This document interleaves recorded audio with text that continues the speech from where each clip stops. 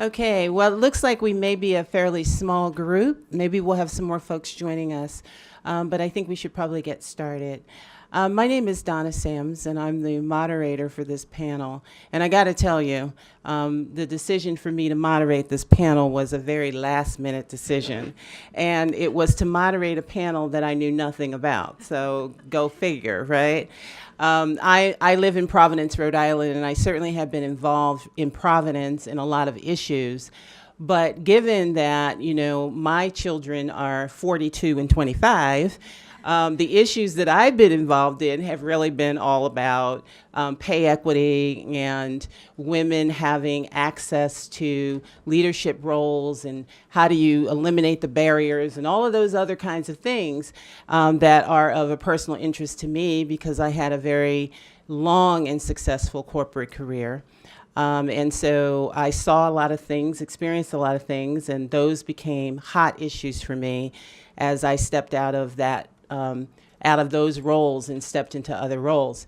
With that said, the minute I learned that I was going to do this, I said, well, maybe I should know a little bit more about this subject. So I started doing my research, and I got to tell you, if you had been in my office as I was doing the research, you would have heard me saying things like, "What? Are you kidding me? You got to be kidding me." Because I didn't really have a good handle on the state of affairs with folks who are doing the work of taking care of and educating our children. And one of the things that came to mind for me was that I had a very long and successful corporate career, but I got to tell you, I could not have done it without the partnerships that I had with the people who were in partnership with me to make sure that my children were being educated and were safe.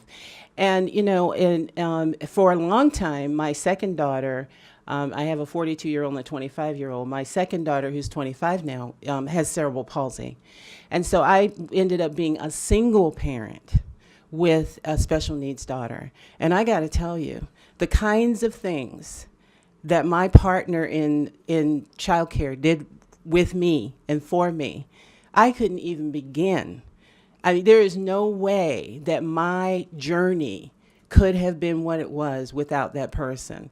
And so as I was reading some of these statistics and looking at, median income of $10 an hour, and of course, 96% of these jobs, women are in them, a median income of $10 an hour, 15%, which is unbelievable to me, I hardly can say it, actually get full benefits. They're just things that never occurred to me. It just never occurred to me. And one of the things that this panel is going to be talking about private sector strategies for addressing some of these issues. One of the things I thought about was how could people not see that the private sector's got to get involved in this? There is no way I could have done what I did in the private sector without the folks that were partners with me. There's no way that employers can have the workforce that they need to have available to them and present without them having these kinds of things taken care of in their lives. And then the other thing that occurred to me is that these amazing people who partner with us to take care of our kids and educate our kids oftentimes can't even afford to have that same child care for themselves.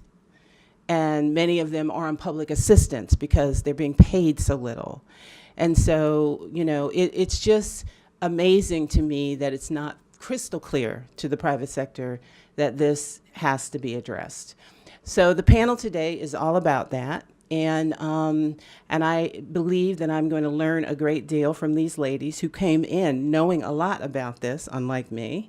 And so at this point, I'm going to turn it over to them, and I'm going to ask each of them to introduce themselves and give you a little perspective on their work and what they do and how the private sector is looking at strategies and ways to address this issue of early childhood education, childcare, and how they're getting involved. And then furthermore, we're going to talk a little bit more about what are some of the things that still need to occur, and how might those things occur? So with that, I'm going to, I think I'll start on that end. And I thought I was avoiding that by sitting there. you thought I was going to start down here, didn't you? So I will start with, please introduce yourself and talk a little bit about what you do and how the connection. Okay, great. My name is Michelle Kang. I'm with Bright Horizons Family Solutions. We're headquartered in Watertown, Massachusetts, and we are an organization that works directly with employers on dependent care supports. We provide center-based full-service care, backup child care, elder care, tuition advising services, and the goal in partnering with employers in all our suite of services is really looking at the challenges of how workers and employers can really think about what productive workplaces can look like. And I'm going to speak today specifically a lot about our work in childcare. I really am coming today with two lenses, and I got passionate about my work because of some of my early experiences in child advocacy, and recognizing that one day I wanted to be a working mom. I'm now the proud mother of 3 sons. So there's a lot of activity and energy in our household. And, in recognizing that one day I wanted to, try to continue to build my career, but that I was really facing this dilemma of how I was going to be able to do that. My husband works full time, and who was going to take care of my children? I became very interested in this intersection of employers and childcare. So, the dual lens that, I have as in being here with Bright Horizons is, first being an employer of early care education workers. We employ 21,000 workers across the country, and 19,000 of those are in childcare. And we have really taken the stance from our inception with our founders that the field of childcare was underappreciated, that childcare professionals often didn't have the opportunity to grow in a career, that they weren't supported, given opportunities, even supports that many of us and many employees enjoy, like medical and dental insurance and 401k, things that are traditionally offered to many employees but are not often offered in childcare. So we have really taken a stance that by supporting the opportunities who are for people who are working in this field, that you then it translates into quality, because as we know, these are the people who are caring for our children and for our families, and by supporting the professionalization of the field, we feel like we're making a difference in terms of enhancing the quality. And we do that through the second lens that I'm offering today, through partnering with employers primarily. So, by partnering with employers who recognize that employees who are having families are really facing a dilemma as they have children and become parents. We just recently completed and published the results of an index. We've been doing it now for 3 years, called the Modern Family Index. And the Modern Family Index really examines the intersection of what it is as a challenge for parents and in being an employee, and what are those challenges and how is it affecting their lens as they think about trying to be productive but managing work-family demands. And in our latest survey, which was just published recently, it really came home that childcare was the second most requested benefit by new parents behind flexible work hours. So it's clear that childcare is a place where employers can make a significant difference. It really speaks to opportunity in terms of thinking about families who are having children. Very oftentimes because of the median age of new parents being older than it used to be, they're mid-career, and oftentimes those employees actually want to come back to work, but they can't solve the childcare dilemma. So employers have an opportunity to both invest in the opportunity to support working families and enhance quality, because by providing supports in offering a child care program or child care supports, and that can look many different ways. We know that there are many different models, and eager to hear about the model that Badgerbaum has taken on, and I was very intrigued by that. But I think that there are a lot of different models of how businesses can make a difference in this field, both by supporting a workforce that is making a difference in terms of supporting the needs of our working families, but also enhancing productivity. Thanks, Michelle. Rebecca? Do you mind if I come? No, you can come to me because you have a video.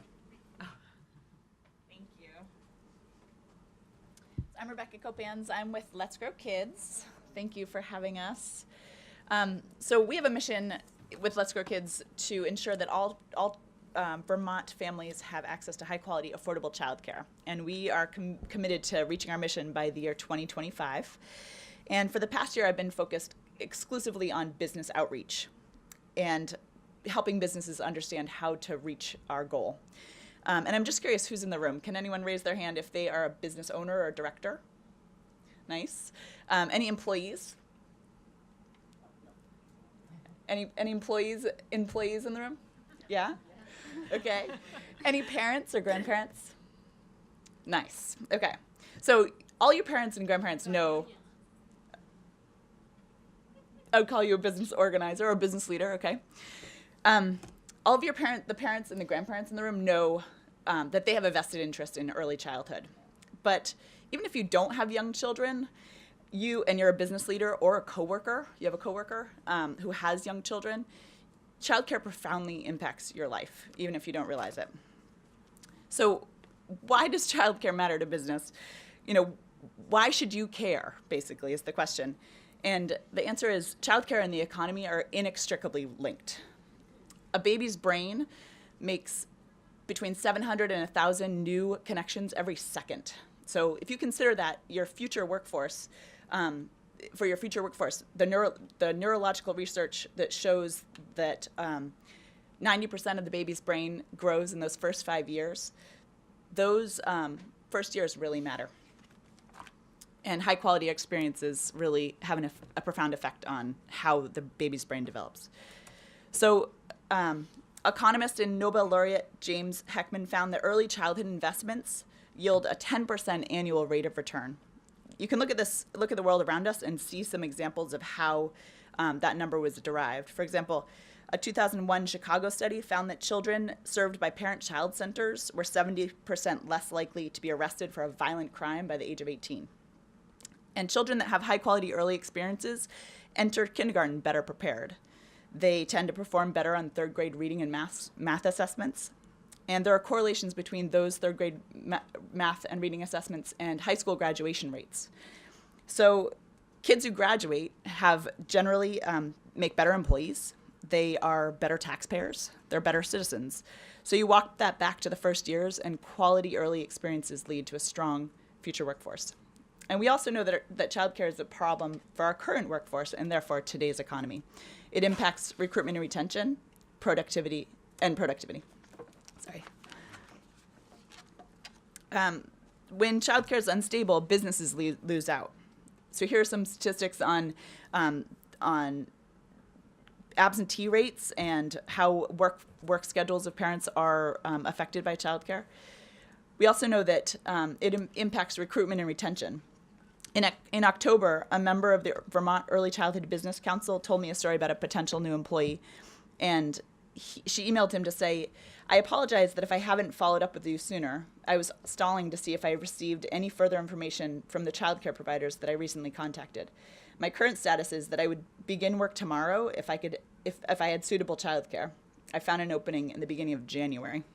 So a 4-month lag between recruiting and hiring an employee is often untenable, and both the employer and the potential new employee in this situation both lost out because the simple fact that there wasn't enough childcare to fit the demand.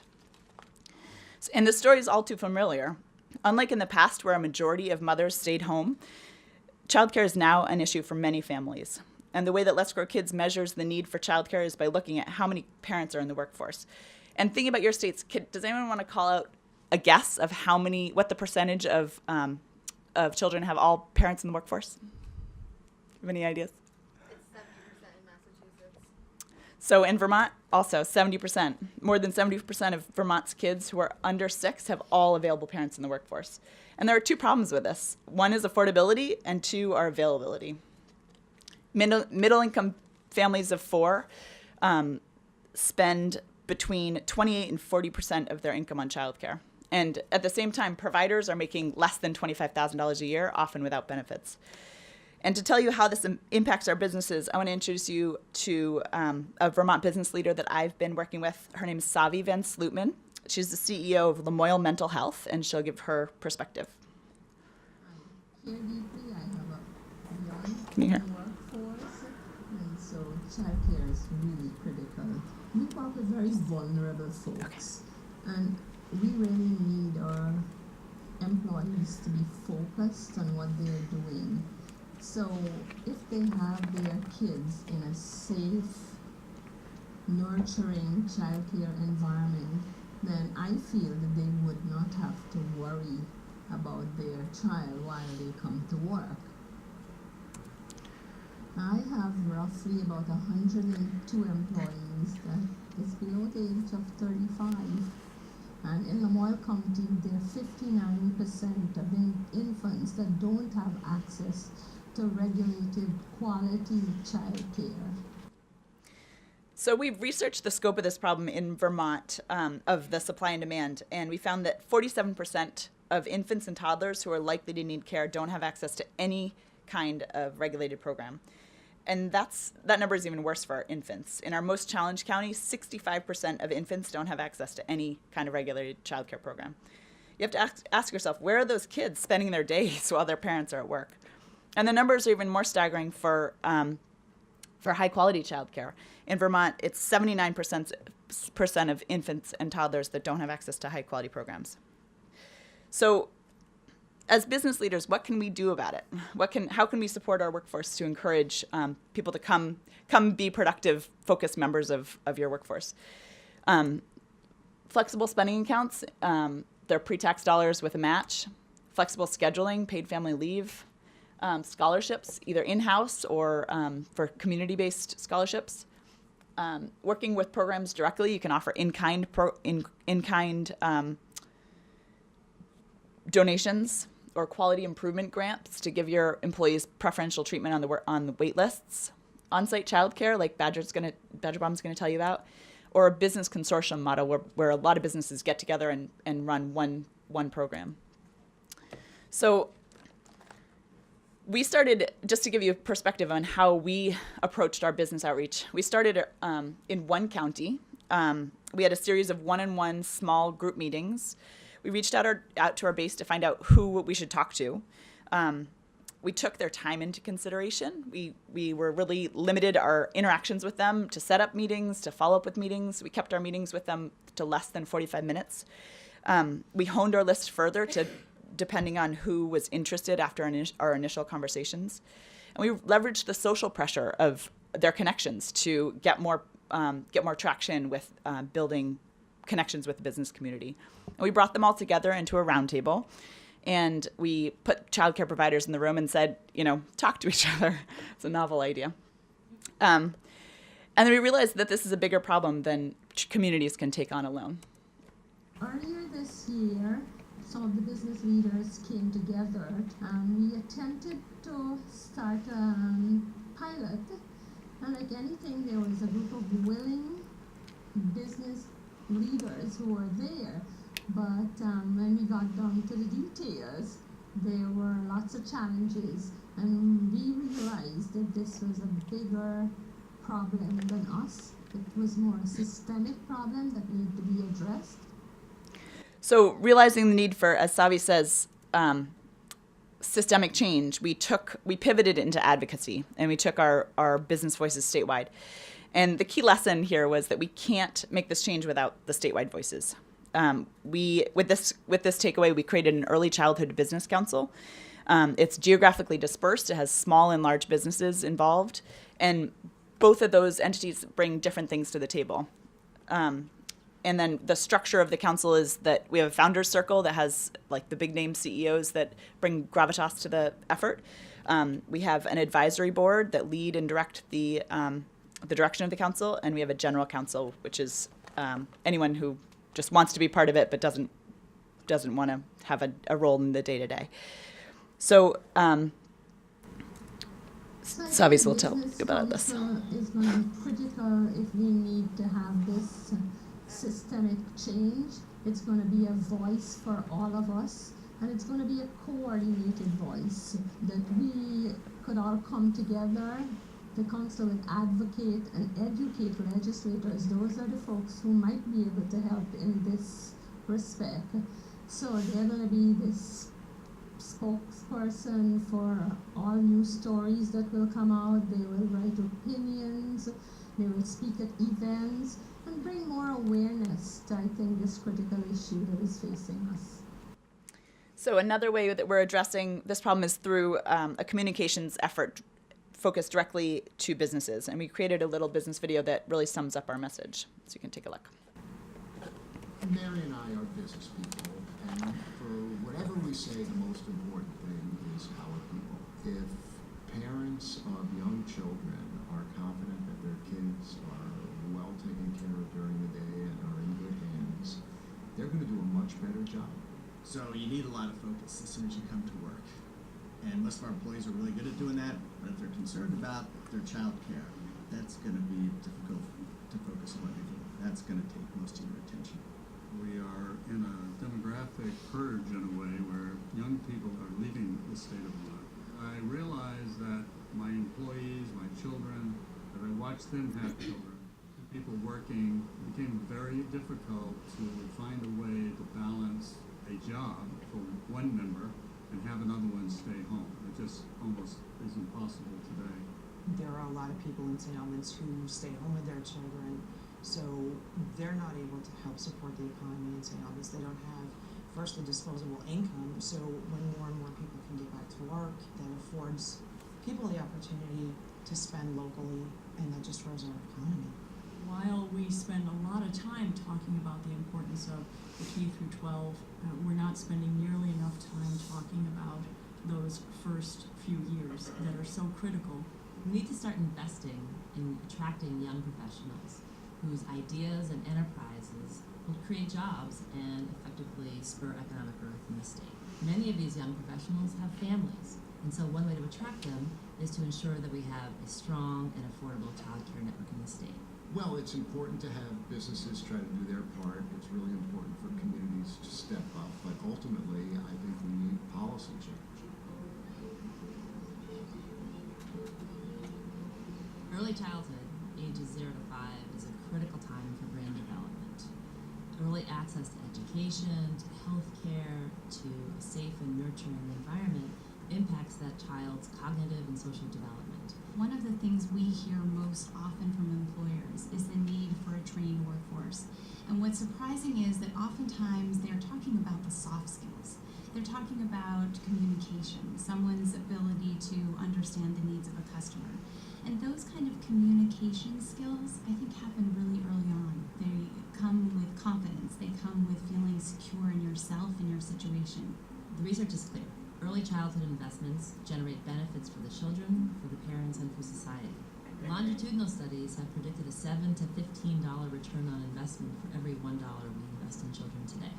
When we invest in childcare, we not only attract young, productive workers today, we build the foundation for our workers tomorrow.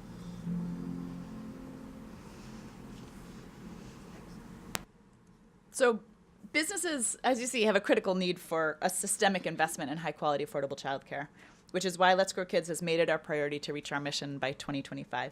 And this is an ambitious mission, so I hope I've helped you understand why businesses are so critical in reaching it and why it matters to all of us. Thank you.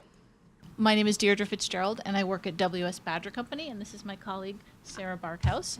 And Badger is one of those companies that is on the side of providing flexible hours and benefits and creating a family-friendly workplace.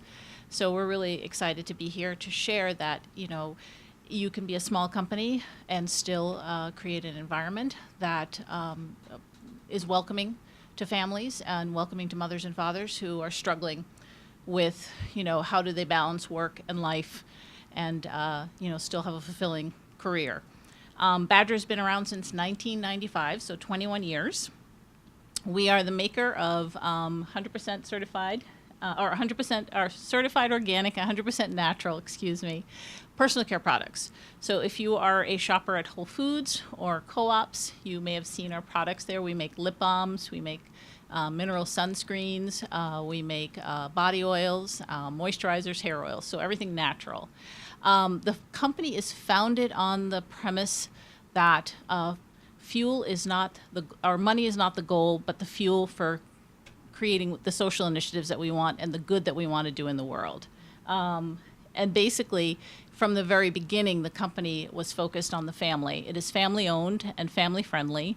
We're a private company, so you can imagine offering these kind of benefits that we do could be a challenge or a barrier to helping young people in the workforce. But unique to us is programs like Babies at Work. And Sarah has experienced that program herself. We also do paid extended parental leave. So in addition to the 5 to 6 weeks of leave time, we do an additional 5 weeks of paid leave for a parent, which brings them up close to around the 3-month mark, which is when the Babies at Work program starts. And they can have their baby with them at work for 3 months, and at 6 months, they can then, if they so choose, transition to our childcare center, which is just down the road, less than a mile. And that is in a home-like setting. And the teacher ratio is of a high-quality childcare. And the kids sort of have a daily routine that is more focused on nurturing them as young children. It has a Waldorf-inspired method of childcare.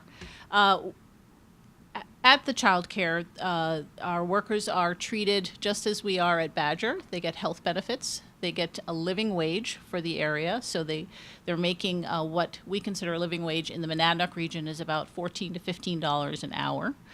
We're very careful of burnout. So again, that high teacher to student ratio means that the caregivers that we have there are not going to burn out because they don't have so many children that they're managing during their time.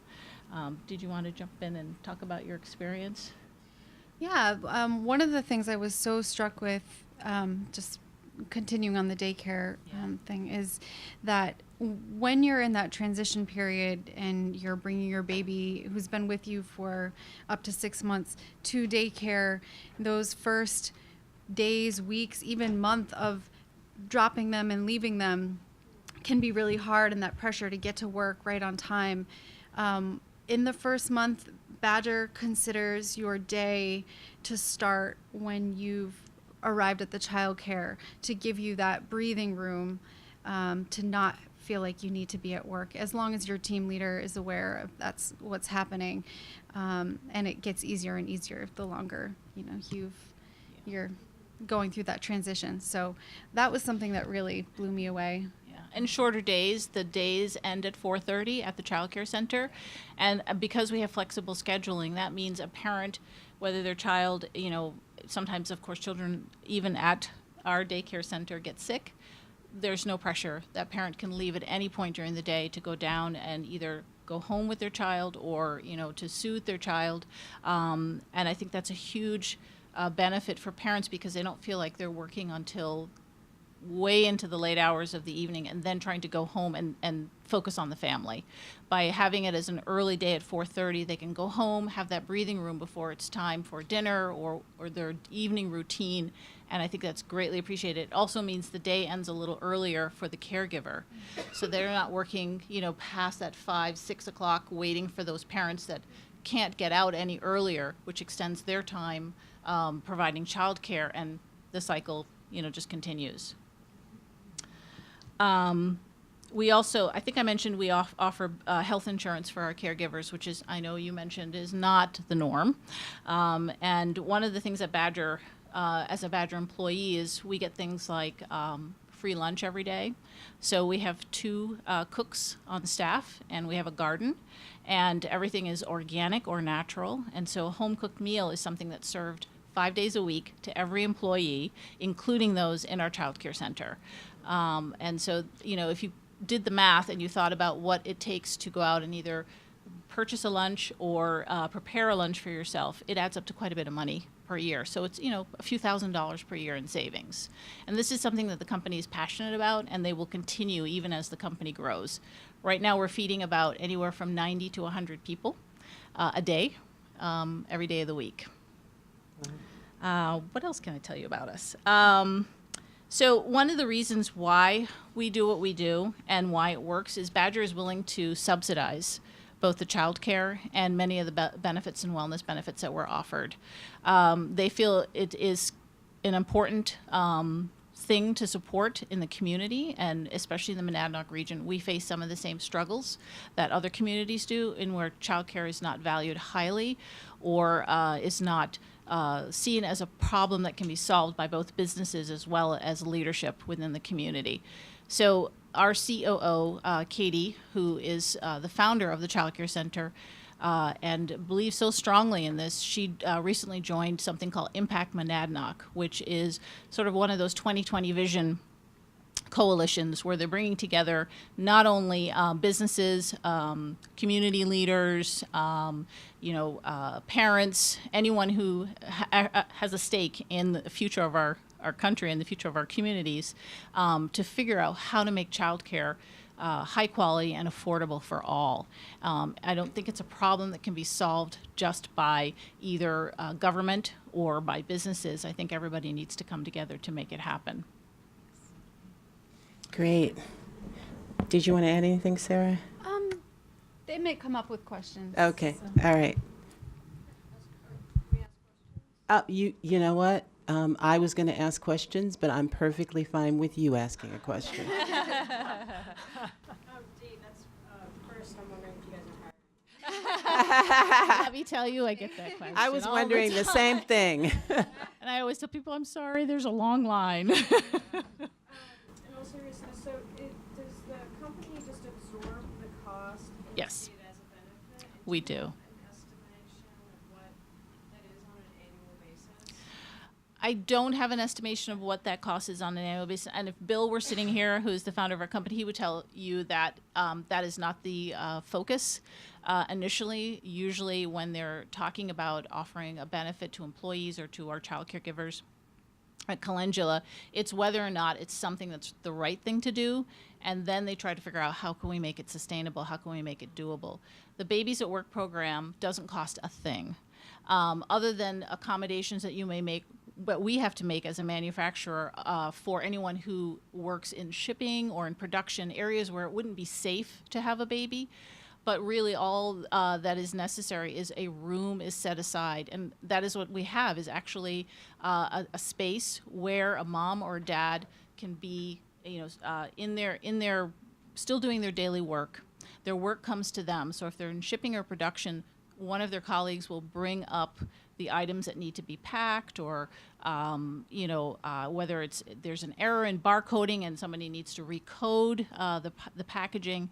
That work will come to them. They basically set up their space like a small little nursery room. They'll have their playpen and a sleeping area and a nursing chair, and they usually identify backup caregivers so that that parent gets a break when they need it. So if they need to go to a meeting or go to the bathroom or just need a 5 or 10 minute break, they can do that. They have their baby sleeping next to them. We expect them to stop and play and interact with their child, so there is no pressure for them to, ignore that child and just work. The point is not just to have your baby in the room with you and keep working. The point is that we're extending that bonding period that is so critical for young children and their parents within those first 3 to 6 months. And I can just add from my personal experience, knowing what we pay, what comes out of my paycheck for the childcare, that if we compare our Badger, which is called Calendula Garden, it's actually its own entity, it's its own separate business, but Calendula Garden to a comparable childcare in the area, I would say the company is subsidizing about $2 to $3 an hour. I mean, it's hard to compare exact two programs that are not exactly alike, but that's what I think the company's probably absorbing. Mm-hmm. Yeah, and in addition to the child care subsidization, we also offer parents who have older children what they call summer camp or summer money. So those times, those holidays, and those times during the summer months when it's hard to find childcare or some place suitable that's affordable for your child to be while you're at work, Badger has a stipend, I think, of $800 that you can use every year. So if you have a child that I think is up to middle school, It goes to 8th grade. 8th grade, yeah. You can, elect to use those funds. The $800 is set aside for you. And so it helps to offset the cost of day camp or any other kind of summer program that would keep your child occupied. And I would venture to say that you probably also see enormous benefits in retention. Yes, and- people don't leave. Turnover, right? Yeah. And Yeah. recruitment, people who come and then don't leave. Yes, yes. So we don't actually have to recruit very often, and people are always surprised. They're like, "What do you mean you don't recruit?"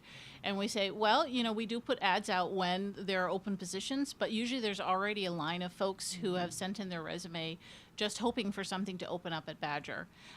We get people with master's degrees, doctorates, PhDs from different kinds of fields, and for them, the benefits are so highly prized that they are willing to move to a rural area and take, what would be a reduction in pay cut than if they were working in a urban area at a higher, career-driven position, because it allows them to have that quality and that balance in their work life. Yeah. I think that's something we consistently hear from our employer partners is that what they find is that people who come and then eventually use their childcare center have such an intense sense of loyalty about how that employer has supported them through this critical phase of life, and it's comes back to them in terms of retention benefits, and then offers also the what we hear is that employees, when they start having a family, start to think about, is this workplace family friendly? Because I can't stay here and support my family and have the family family life that I want with an employer who expects that my family is not part of the equation. Yeah, I remember there was a time when more and more employers were interested in doing the kinds of things that Badger's doing. Maybe not to that degree, but you had a number of employers who were looking at having on-site childcare, and it seems like in recent times that has really gone away to a great degree for a number of reasons. I guess my question is, as you bring businesses to the table, as you go out and talk with them, what are their responses in terms of what are they willing to do? What, assuming that they understand the value, what are they willing to do at this point? What are the range of things that they're willing to do? And I know you, Michelle, talked about, partnerships. What do those partnerships look like? What are they willing to sign up for?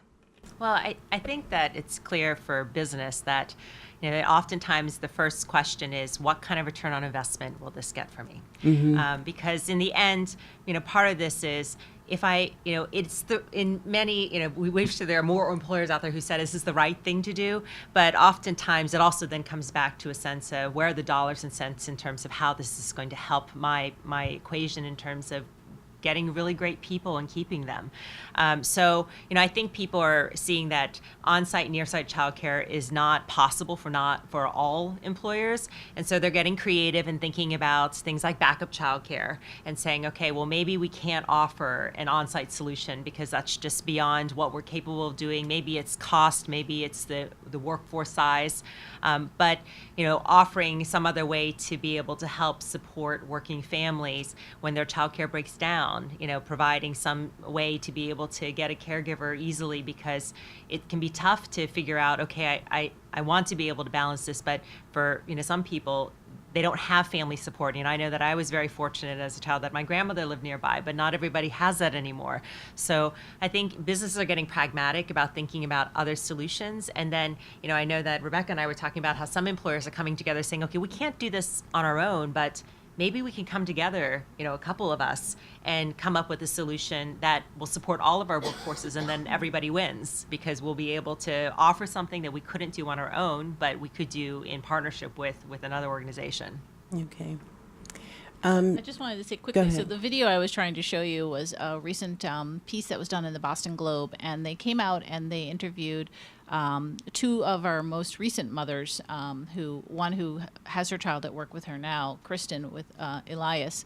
And, it's powerful to hear from the mothers themselves on, how important it is and how much of a difference it means to them that a business where they work is willing to offer, accommodations and is willing to be flexible.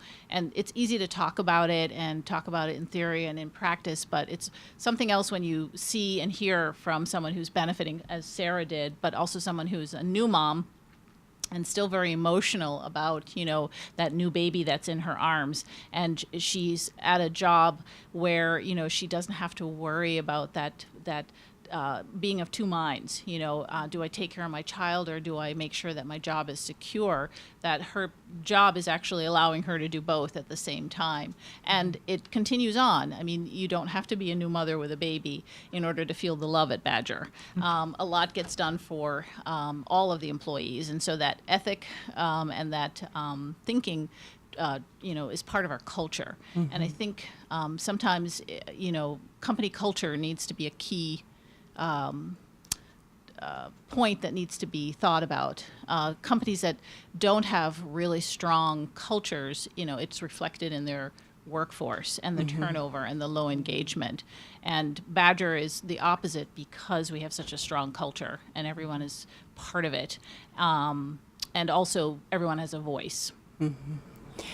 Yeah, one of the things that we started out talking about a lot was the whole notion of quality childcare, quality, you know, getting quality, and part of that is making sure that, you know, a lot of the issues that we sort of addressed or we mentioned are somehow addressed through policy or some other way, advocacy on the behalf of folks who do this work.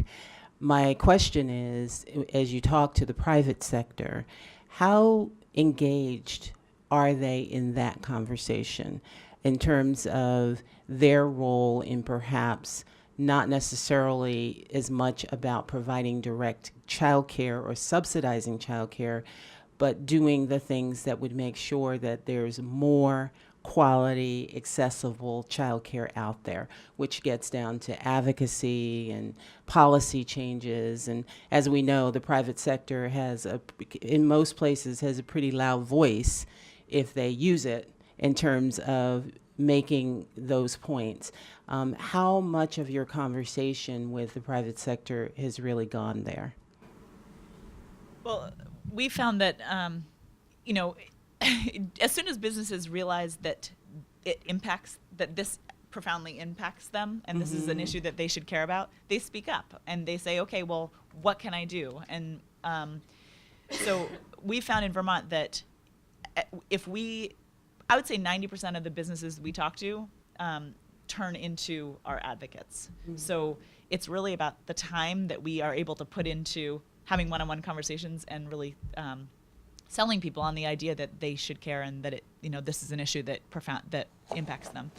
And that's why, you know, the creation of the Early Childhood Business Council has been really a great kind of conduit for advocacy for them, because it gives them a place to say, okay, yes, I have a voice and I can join it with other business leaders. Because, I mean, like anyone, if you're standing in the middle of a room just shouting by yourself, it's very different than when there's a room full of people shouting together. And so if we can have a concerted voice as a business community as a whole, it's a bigger impact.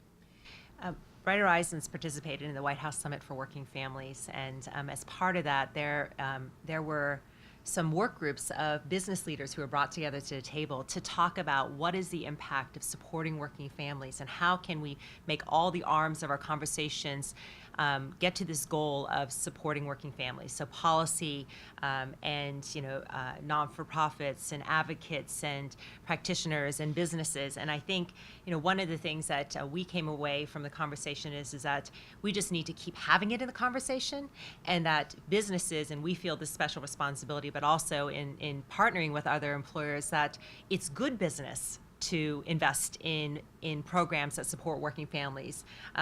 Because it ends up being good for the economy, it ends up being good for populations, it ends up being good for working parents, and that by doing so, it actually provides, beyond a return. And I truly believe what you said about culture is absolutely right. It provides a positive environment for employees to be able to bring their whole self to work and to know that they're not leaving one piece of behind at the door, that they can be honest about what life is, which is beyond just what work is. It's about balancing personal priorities, and especially for working families, caregiving. Yeah. Yeah. One of the statistics I saw, I'm just going to ask this last question and then I'll turn it over for questions.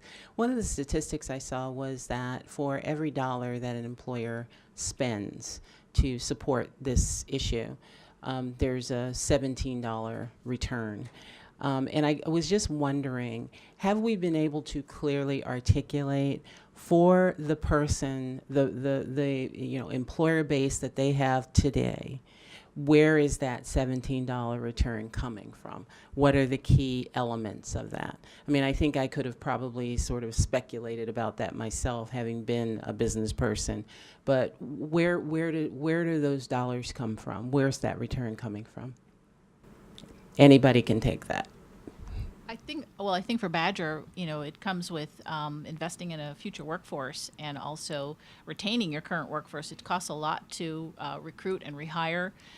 It costs more to, go out there and find somebody new to fill a role that someone just left because, they found a better company that offered better benefits. So in the end, it's better to retain your workforce and train your current workforce and then treat them, well.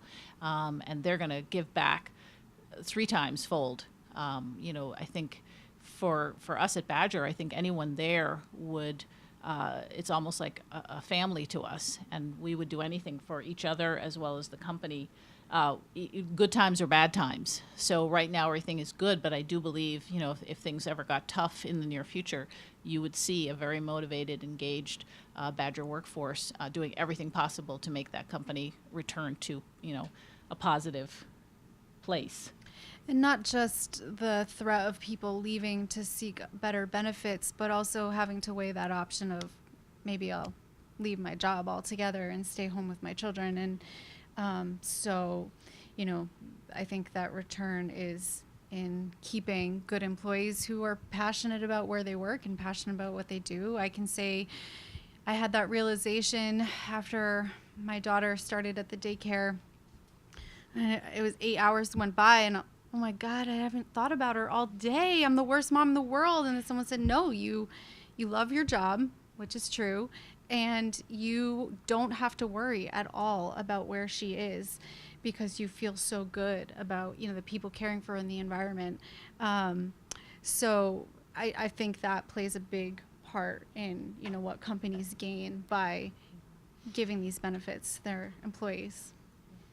And, studies have shown, and I won't be able to quote them off the top of my head, but that companies that invest in their workforce and invest in family-friendly practices have a higher yield. They gross bigger profits, they have better sales, their employees are more committed, they're more focused and productive. I mean, so there are numerous studies. If you care to look, it's pretty shocking how a little love goes a long way. Yeah. Just when I first started working at Badger, I was shocked because the doors shut at 5. I have never worked anywhere before where the door shut at 5. Usually, if you started going out the door at 5 o'clock, people looked at you and they were like, "Where are you going?" And so, they had a rule there. You came in at 8 or at 8:30 or at 9, as long as you did your work and you were productive and you were, completing what you needed to complete. And everybody has days where you're highly productive, and everybody has days where you just can't get it together. But the door shut at 5, and so. Even if you weren't as productive as you felt you were that day, you always said to yourself, or I said to myself, tomorrow I'll be in early and I'll make up for that lost time. I can't remember ever doing that at another job. Usually that pressure to stay just built animosity. And then, I felt like I was being cheated out of, quality time. And so you felt like you had to be there till 7 o'clock, whether or not you're actually being productive or not. So, even though we are a manufacturer and traditionally manufacturers have second shifts, third shifts, Badger has committed to not doing that. We would rather limit how much we produce and what partnerships we take on and the demands that those partnerships are in order to keep our work day reasonable and productive and healthy. So they've turned down many offers that would require a second or third shift to be instituted at the company. Okay, questions. I'm going to go to her first because she had her hand up before I started to ask my question, and I sort of pushed her out the way. So we'll go to her first. Just have a question about the specific, the policy sort of roadblocks that your business group encountered, and if your organizations, you two in particular, because you've talked about this a little bit, what the goals might be to make this something that might be more popular. So policy roadblocks as a system? Yeah, well, I mean, how do you legislate something like this? Beyond telling businesses that it's a good idea. Yeah. Still don't have to do it. I don't, we have very different ideas of how to solve this problem. And, we have conversations, we sit in the room and we say, okay, what are all the options that we can throw up on the wall? And some will work better than others, and some will be, dead on arrival. It's what's palatable to the legislature, what's palatable to the business community, who is a very vocal contingent, constituency. But ultimately, it's what is also simple. And we have a system in Vermont. It's called the Child Care Financial Assistance Program. If we can expand that to a bigger population of people, because right now it's 200% of poverty, which that's $47,000 for a family of four. If we can expand it to, the actual middle class, and we can fund it, so people aren't spending between 20 and 40% of their income, and they're spending closer to 10% of their income. I think that's in a dream world. If I could have my policy wand, that's what it would be. Okay. And I would just say for businesses, I think it's important for employers who are doing things to support working families to stand up and to be vocal about it and to ask other businesses to join them. I mean, we have been very vocal about how we as a workforce, both because we employ such a large group of early child care workers, but also just as an organization, that we want to be an employer of choice. We can't partner with other organizations and say you need to be an employer of choice if we can't be one too. And so everybody has the same benefits. I get the same health care plan that the teachers do. We don't have different, variations of plans. And everybody has the same benefits. Everyone gets the same supports. And, we believe by standing up and saying, we as an employer believe this and it's the right thing to do and it's good for business, that hopefully other employers will join the conversation. And I'm sure that Badger has seen this too, that if you stand up and are an example, then others will hopefully be bold and willing to stand up. I think policy is a really difficult space. And so I think from a business standpoint, it's just asking other people to be part of the conversation and take a stand that it's the right thing to do to support working families. Okay. I'd like to add one more thing to that, which is the employee's opportunity to just voice to their employer what their needs are. And that's how the Babies at Work started at Badger. It was just one suggestion. So just two employees out there, if you're thinking about having a baby or, know someone else at work, just suggest it and see what happens. And it could grow. And that's all that happened here with Badger, and enough employees voicing the need for good childcare in our area and throwing the idea out. It was a seed long ago, and it grew into us being here. Good point. Yeah, and I think having examples. So we're not the only company that offers Babies at Work. There are other companies out there, or some of the social initiatives that we have, the benefits that we offer. I think being able to take back to your employer examples of how businesses that are successful are doing these things and still being successful. If your company is really focused on the bottom line and ROI, then having successful business examples is pretty powerful. Yeah. You had a question? I think it's so admirable that Badger is doing it, and that's the way the world should be. But it makes me think your CEO is supposed to be very unhappy. It must be cutting into their profit. Well, you won't want to hear this then. We have a flat, when it comes to profit sharing, everybody gets the same based on the hours you work. There is no salaried or, based on you did a better job than someone else and we're going to give you this much of profit sharing, or sales did this well, so they're going to get this cut. From the day you start building profit sharing in Badger. And so when profit sharing comes around, depending on what that number is, if you've worked, for a year, you're going to get the same as the CEO, everybody. So executives don't get more? No, that we don't have that there, and it's very Go transparent. figure. Yeah. Wow. I think you had your hand up first, and then I'll come back to you. Back to kind of a business world, meaning the policy world. Have you had, and this is first for a question for Rebecca, have you had success in getting businesses to engage in the public policy sphere where you actually do have businesses that say this is a priority for us as a country or as a state, and we need to be leaders in this? So I'm going to take that in two parts. So we are post-election. We're looking at how how our state has responded to, in the election, and so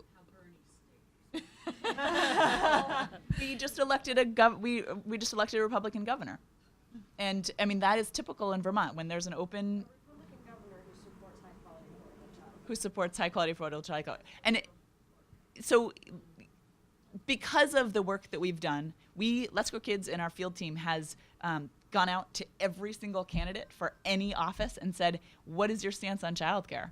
And so, if they don't come up with a response, then, what are their constituents going to say about, how they support working families? We've made it an issue that they can't duck away from. And so, yes, businesses are standing up and saying this is a priority for us, and we need to, as a state, we need to figure it out. The tricky part is the leading. We need to figure out our own state and what's right for our state before we can be a leader for others. You had a question. Perhaps it's for Michelle. Do you ever see any group going on the nanny model? Both of my daughters have had nannies, but there's always problems when they get sick or have someone at home that's sick or needs a vacation, whatever, finding a substitute nanny. Do you ever do the one-on-one or maybe two families together with one nanny? So Bright Horizons doesn't provide nannies as an organization, but what we do have that we created a response to business need. This was actually a request that came to us from one of our employer partners. They came to us and said, we're having this challenge because we're not going to invest in an on-site center, but we need something for just that scenario. Our employees have either their spouse takes care of their child, or they have a nanny who takes care of their child, and their nanny gets sick or needs to go to the doctor or goes on vacation. And now, my employee is stuck without any care. So we created a backup care solution that puts trained caregivers into people's homes at request, and work with many employers who've actually really embraced this as a model. And interestingly, a place that we've seen a lot of growth is where employees are coming back to work. They have a newborn baby, and they really just need some extra support in those first couple of months.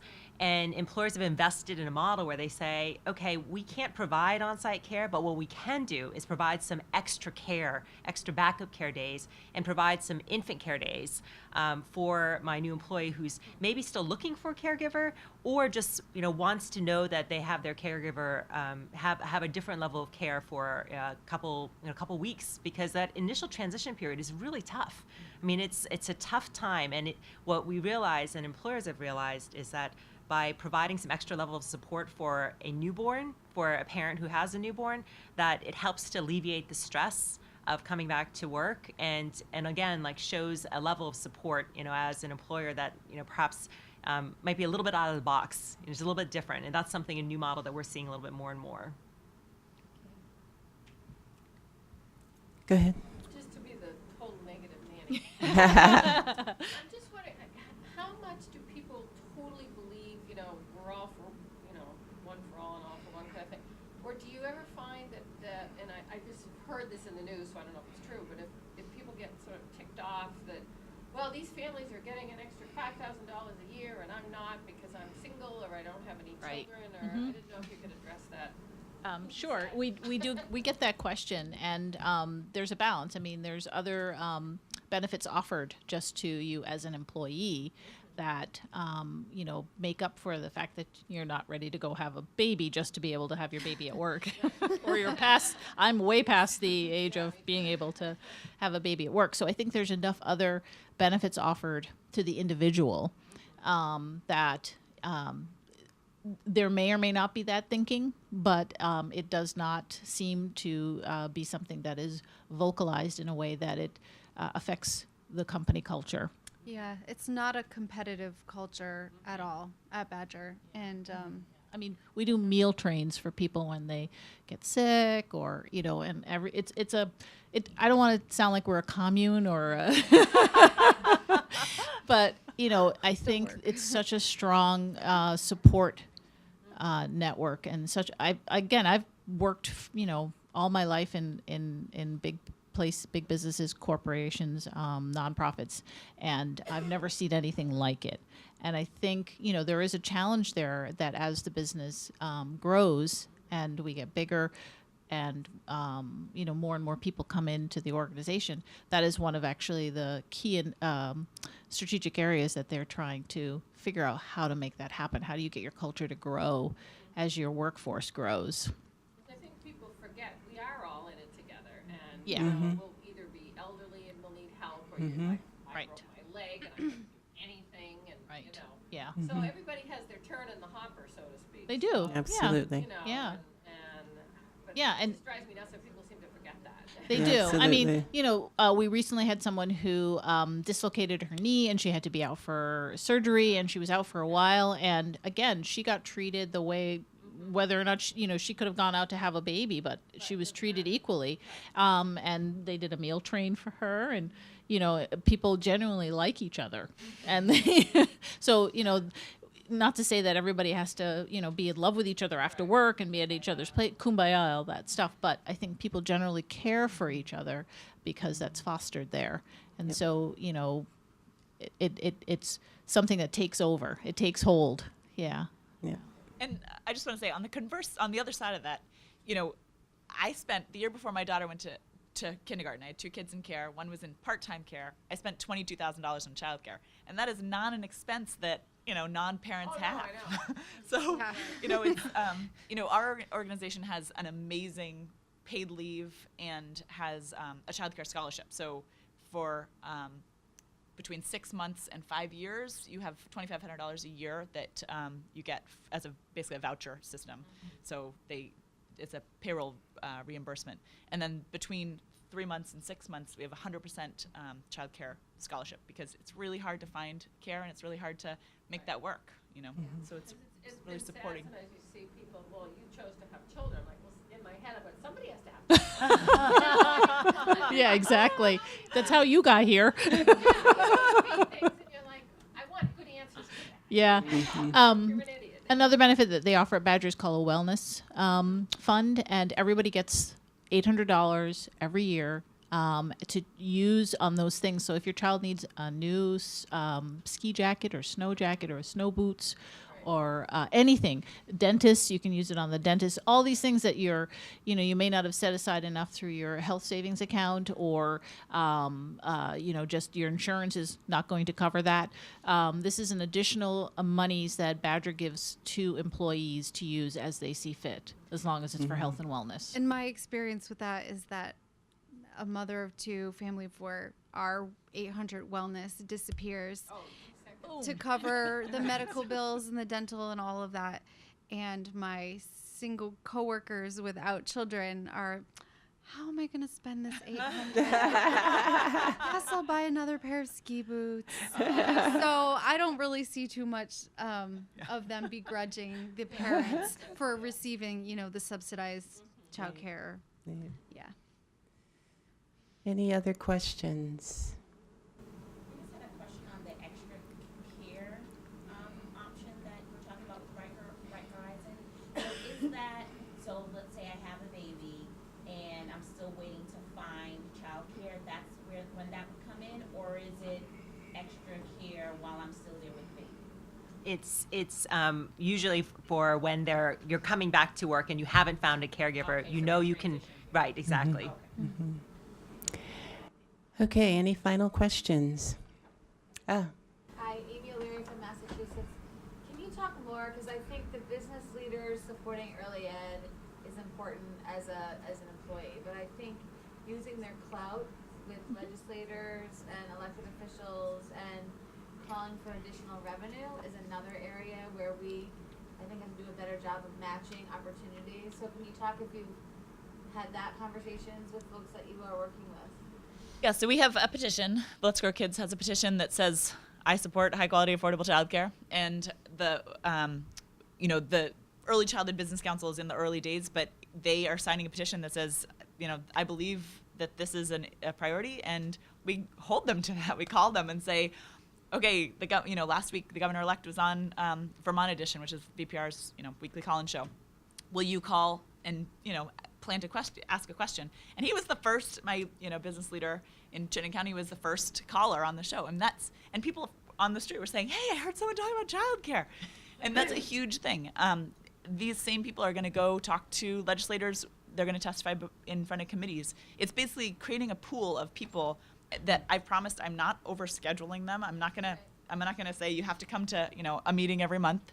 I want them to answer the phone when I call them, and so I'm not gonna ask more than that of them. And they do it. They answer. When this Blue Ribbon Commission report comes out, Rebecca has been able to line up business owners across the state who will write opinion pieces about that report and the urgency for high quality work. So they're helping us frame the messaging out of the gates, and then when we get into the session, then we'll call on them to take steps. Great. Wonderful. Okay, well, thank you to my wonderful, amazing panel.